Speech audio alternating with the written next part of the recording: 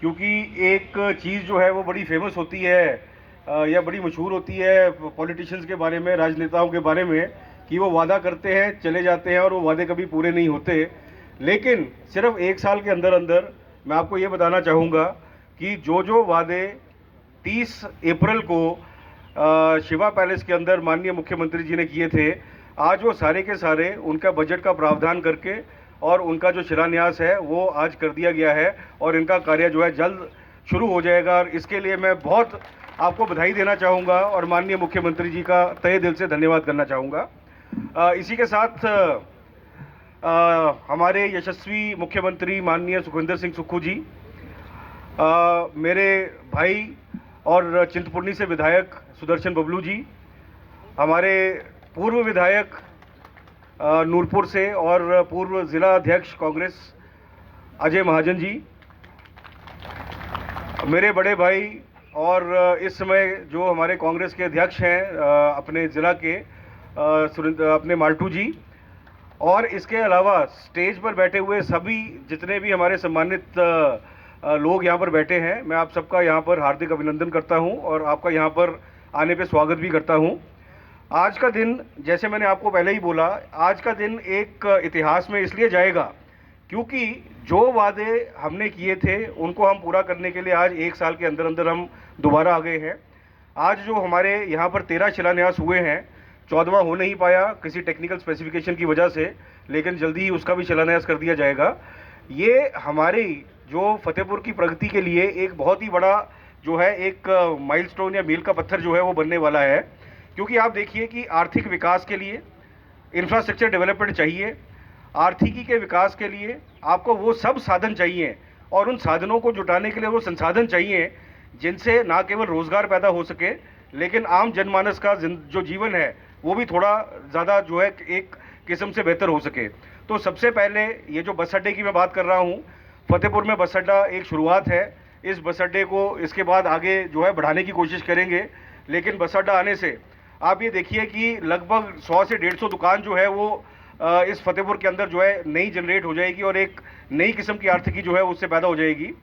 रहन वाले एरिया में अगर आप देखिए तो एक बहुत ही बड़ा इंडोर स्टेडियम जिसके अंदर स्विमिंग पूल होगा।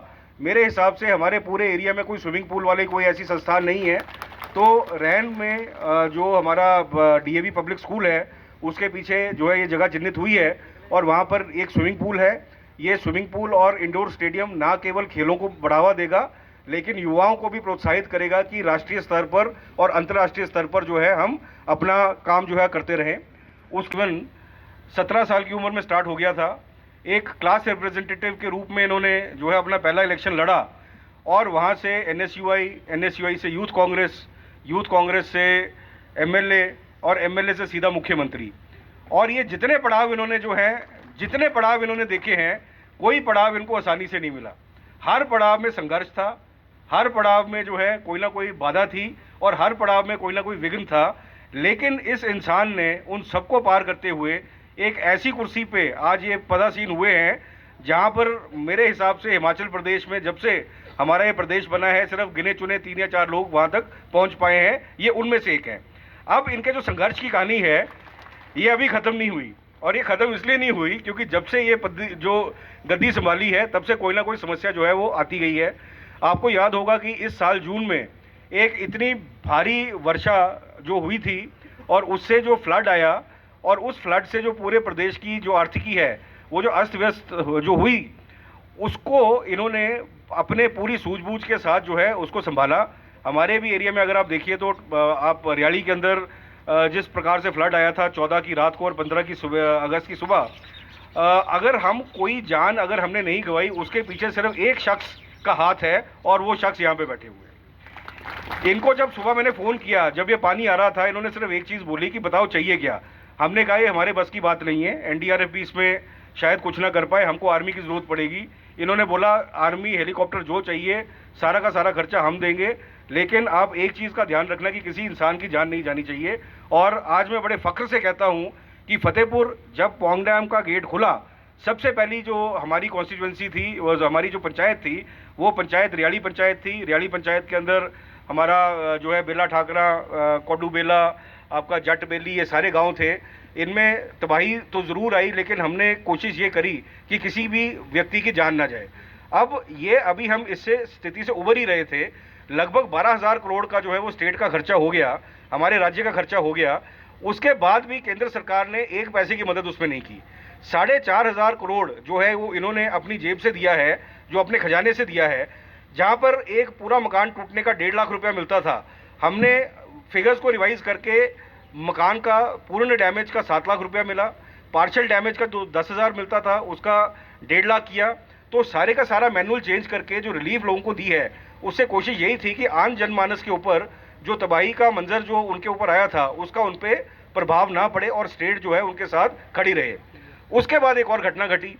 वो घटना ये घटी कि आज से कुछ दिन पहले राज्यसभा का चुनाव हुआ, और राज्यसभा के चुनाव में हमने देखा कि हमारे कुछ साथी जो हैं वो रातों रात जो भारतीय जनता पार्टी के कैंडिडेट थे उनको वोट डाल के वो भाग गए। जब एक लाइब्रेरी जो लगभग 3.5 से 5 करोड़ के बीच में ये पब्लिक लाइब्रेरी का निर्माण होगा, हमारे बच्चे पढ़ लिख जाते हैं लेकिन कॉम्पिटिशन्स में शायद उतना अच्छा नहीं कर पाते, क्योंकि उनको वो डेटा का एक्सेस नहीं होता जो शायद आपको बड़े शहरों की लाइब्रेरीज में मिलता है। हम वही बड़े शहर की लाइब्रेरीज का कंटेंट जो है वो आपके बच्चों को उनके कॉम्पिटिटिव एग्जाम्स के लिए, बाकी पढ़ाई लिखाई के लिए हम रहन में बहुत ही जल्दी हम आपको देने वाले हैं, क्योंकि लाइब्रेरी का निर्माण, एक भव्य 3 मंजिली लाइब्रेरी का निर्माण जो है वो रहन के अंदर हम कर रहे हैं। इसी के साथ 20 करोड़ का सीवरेज की स्कीम वो रहन के लिए स्वीकृत हो गई है, उसका टेंडर भी हो गया है, टेंडर खुलने वाला है और बहुत ही जल्दी वो काम शुरू हो जाएगा। फतेहपुर के अंदर मैं आपको बता चुका हूँ बस अड्डा, इसका निर्माण स्टार्ट हो जाएगा। उसी के आगे जो हमारा Rajiv Gandhi day boarding school है उसका भी शिलान्यास जो है आज कर दिया गया है और जल्द उसका काम भी स्टार्ट हो जाएगा।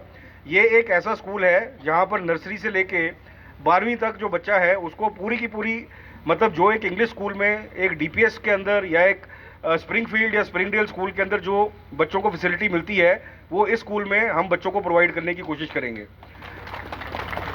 इसके बाद आप देखिए कि रोज़गार के लिए ज़रूरी है आपका रोज़गार को जनरेट करने के कारखाने। आज हमने एक बड़ी छोटी सी पहल की है। आज से 1 साल पहले मुख्यमंत्री महोदय जी ने जो है एक इंडस्ट्रियल एरिया का अनाउंस किया था जखबड़ के अंदर। वो इंडस्ट्रियल एरिया जो है आज हमने उसका शिलान्यास भी कर दिया है और कोशिश रहेगी कि अगले 3 या 4 साल में, जब से इससे पहले कि अगला इलेक्शन आए, तो कम से कम पहली फैक्ट्री का जो शिलान्यास भी जो है हम उस इंडस्ट्रियल एरिया में करें। जखबड़, रे, टटवाली, इसके अलावा के कुड़ल, मछोट, आपका खटियाड़, स्थाना, ये सारी की सारी पंचायतों से लोग जो अभी टेरेस या बद्दी काम करने जाते हैं, कोशिश ये रहेगी कि उनको घर बैठे काम दिला दिया जाए। इसी के साथ एक और हमने शिलान्यास किया है। हम सारे के सारे बोलते तो रहते हैं कि गौ माता के लिए कोई कुछ नहीं करता। हमारी, मेरा ख्याल, एक पहली ऐसी कॉन्स्टिट्यूएंसी है जहां पर 5 करोड़ की लागत से एक बहुत ही भव्य काऊ सेंचुरी या गौशाला जो है वो टटवाली में बनने वाली है। उसका भी शिलान्यास हमने आज कर दिया है। तो ना केवल इंसानों का, लेकिन गौ माता का और इन सब का ध्यान रखने के लिए हम वचनबद्ध हैं। और इन सभी शिलान्यासों के लिए मैं एक बार फिर तहे दिल से ठाकुर सुखविंदर सिंह सुक्खू जी का दिल से धन्यवाद करता हूं। इनके पास 68 कॉन्स्टिट्यूएंसी हैं, उनमें से दूसरी बार ये फतेहपुर आए हैं और जो जो इन्होंने घोषणाएं की थी आज से 1 साल पहले, 1 साल से भी कम टाइम हुआ है, वही घोषणाओं के शिलान्यास जो हैं और बजट प्रोवाइड करके आज यहाँ पर उनको कार्यान्वित कर दिया गया है। आप अगर सीएम राजा का तालाब, ये जो है वो 5 या 6 कॉन्स्टिट्यूएंसीज के अंदर है, इससे रोज़गार का डायरेक्ट जो है वो साधन मिल जाता है। लगभग 30-40 कनाल के अंदर पौधे उगाए जाते हैं, इसमें सेल्फ हेल्प ग्रुप्स भी इन्वॉल्व हो जाते हैं। तो एक पीसीडीओ की भी हम आपसे डिमांड करेंगे। और बाकी सर, सड़कें, पानी, हमारी सिचुएशन पहले से काफ़ी अच्छी हो चुकी है। जखबड़ का 33 केवी आने के बाद जो नीचे वाली बेल्ट है उसकी भी हालत थोड़ी सुधर जाएगी।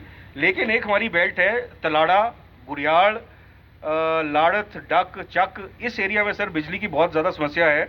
और आपसे रिक्वेस्ट मैं करूंगा कि एक 33 केवी का सब स्टेशन जो है वो इस एरिया के अंदर, जो कि तलाड़ा या गुरियाल के आसपास जो है, इसका आप सैंक्शन करेंगे तो अगले 2-3 साल में इस एरिया की भी वोल्टेज की समस्या का हल हो जाएगा। और आखिर में सर, ये पूरा फतेहपुर जो आप देख रहे हैं, मतलब ये थोड़ी सी एक सेल्फिश डिमांड भी है, लोगों की भी एक डिमांड है। ये फतेहपुर का लगभग एक दफ्तर, इसके ऊपर स्वर्गीय श्री सुजान सिंह पठानिया जी का मतलब कोई ना कोई छाप है।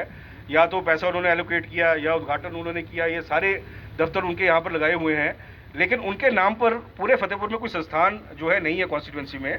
तो हमारा रे कॉलेज है सर, वो रे कॉलेज भी उन्हीं की देन है। आपसे रिक्वेस्ट मैं ये करूँगा कि अगर पॉसिबल हो सके तो रे कॉलेज की जो रे कॉलेज है उसका नाम जो है स्वर्गीय श्री सुजान सिंह पठानिया जी के नाम के ऊपर अगर आप करते हैं तो ये सारे के सारे हल्के को एक बहुत ही एक अच्छा एक वो मिल जाएगा। इसी के साथ सर ज़्यादा समय मैं नहीं लूँगा, दो तीन चीज़ें मैं आपको भी बोलना चाहता हूँ। फतेहपुर और हिमाचल के विकास के लिए ये सरकार जो है ये कटिबद्ध है, वचनबद्ध है। थोड़े बहुत ऊपर नीचे कई बार हो जाता है कि टाइमलाइन आज नहीं हुआ, काम 3 महीने बाद हो गया, लेकिन जो भी काम कमिट आपको कर रहे हैं, आपको गारंटी इस चीज़ की दे रहे हैं कि ये सारे कामों को कंप्लीट करके सर जो है जनता के नाम पे हम समर्पित करेंगे। और इसी के साथ आपसे रिक्वेस्ट सिर्फ ये है कि आपको अगर लगता हो कि सरकार जो है काम एक अच्छे तरीके से कर रही है एडवर्स सिचुएशंस में, मतलब आप देखिए कि केंद्र सरकार हमारी नहीं है, हर काम में अड़ंगा उसमें लगाने की कोशिश की जा रही है, सरकार को गिराने की कोशिश की जा रही है।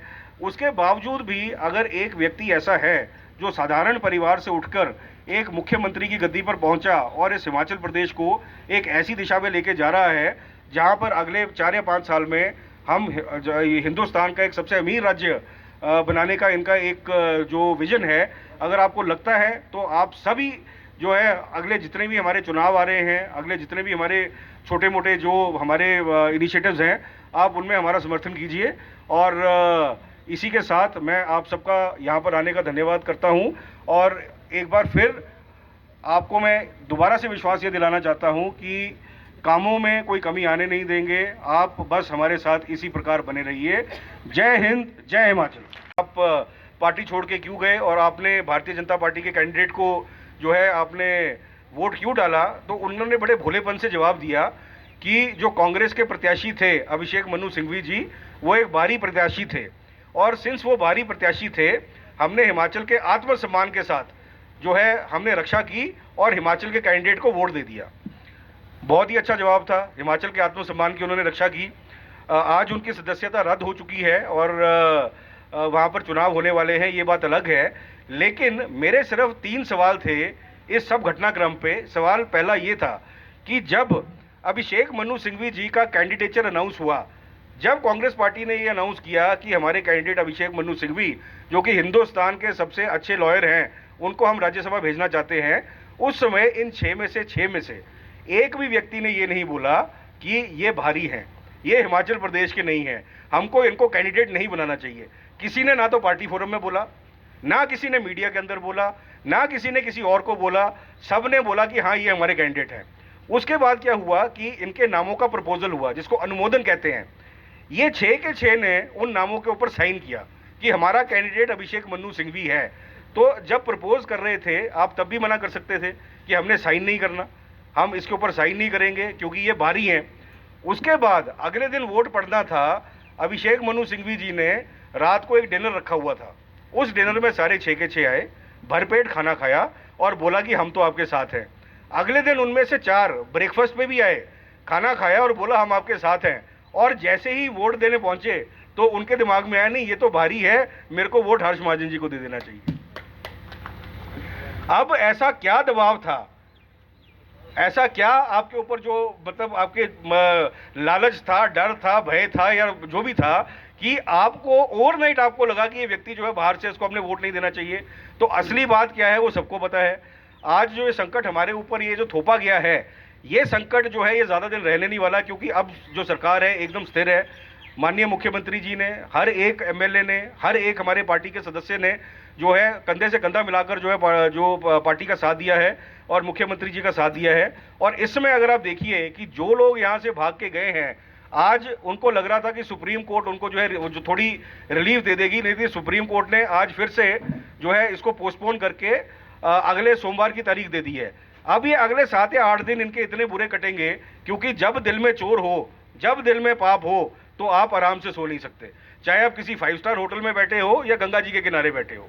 तो बोलने का मतलब ये है कि जिसके भी मन में ये शंका थी कि हम छोड़कर जाएंगे तो मतलब पार्टी टूट जाएगी, सरकार टूट जाएगी, तो एक चीज़ सबको याद रखनी चाहिए कि सवेरे होने पे मुर्गा बांग देता है, मुर्गे के बांग देने से सुबह नहीं होती। अगर ये गलतफहमी हो जाए कि मेरे बांग देने से सूरज निकल रहा है तो गलतफहमी होती है। और मेरे हिसाब से हमारे मुर्गों को भी शायद पता चल गया है कि उनके जाने से कांग्रेस जैसी पार्टी और ठाकुर सुखविंदर सिंह सुक्खू जी के नेतृत्व वाली ये जो सरकार है ये हिलने वाली नहीं है। तो सर, पिछली बार आप जब आए थे तो हमने आपसे कुछ मांगा, आपने दे दिया, और वो देने के बाद आपने जो है हम सबको जो है बजट एलोकेट करके आज उसका जो शिलान्यास भी कर दिए हैं।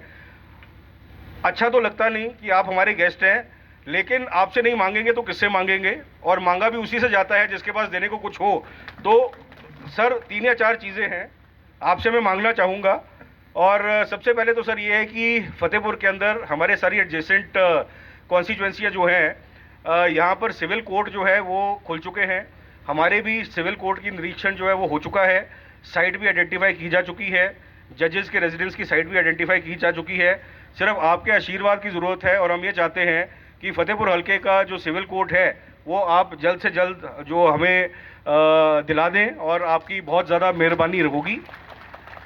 इसके अलावा सर, जब पिछली सरकार गई थी तो एक हमारा पटवार सर्कल था नंगल के नाम से, वो नंगल पटवार सर्कल जो है वो किसी न किसी तरीके से वो कैंसिल कर दिया गया था।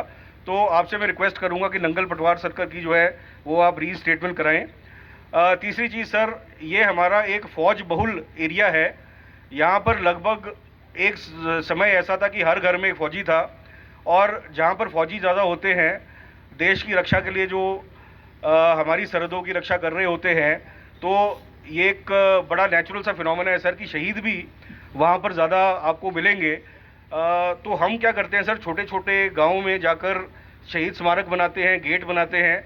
आपसे रिक्वेस्ट मेरी ये है कि फतेहपुर हलके के लिए आप एक शहीद स्मारक एक आप अलॉट कीजिए, जिससे कि हमारे वो नौजवान जो देश की सेवा के लिए अपने प्राण न्यौछावर कर चुके हैं, हम सबके लिए हम उन सबके लिए एक ऐसा स्मारक बनाएं जिससे मतलब आने वाली पीढ़ी को भी जो है वो उनसे शिक्षा मिले, और शहीद स्मारक जो है वो सबको प्रेरणा का एक स्रोत बनेगा। इसके अलावा सर, पिछली बार आपने रहन कस्बे के लिए सीवरेज अलॉट किया था। मैं आपसे रिक्वेस्ट करूंगा कि फतेहपुर और राजा का तालाब को भी आप इसमें जोड़ दीजिए, और फतेहपुर और राजा का तालाब का सीवरेज भी आप प्लीज़ आपसे हम मांगेंगे कि इनको भी आप अलाउ कीजिए। इसके अलावा सर, एक हमारा बहुत ही ऐतिहासिक तालाब है और इसको राजा का तालाब कहते हैं। ये राजा का तालाब एक समय में था जब इसकी गरिमा राजा के तालाब जैसी थी। इसके अंदर जो थे मतलब फूल उगा करते थे, बोटिंग हुआ करती थी, लेकिन किन्हीं कारणों से ये आज एक मतलब एक गंदा पानी का एक वो छप्पड़ सा बन चुका है। तो इसके रेनोवेशन के लिए सर हमको लगभग 75 लाख की आवश्यकता है, लेकिन मैं आपसे प्रॉमिस करता हूं कि राजा का तालाब का जब रेनोवेशन होगा तो वो हिमाचल प्रदेश के जो उत्कृष्ट तालाब हैं उनमें से एक हम इसको बनाकर हम देंगे। आपकी बहुत मेहरबानी होगी कि आप उसके लिए अगर हमको बजट एलोकेट करते हैं। इसके अलावा सर, एक PCDO होता है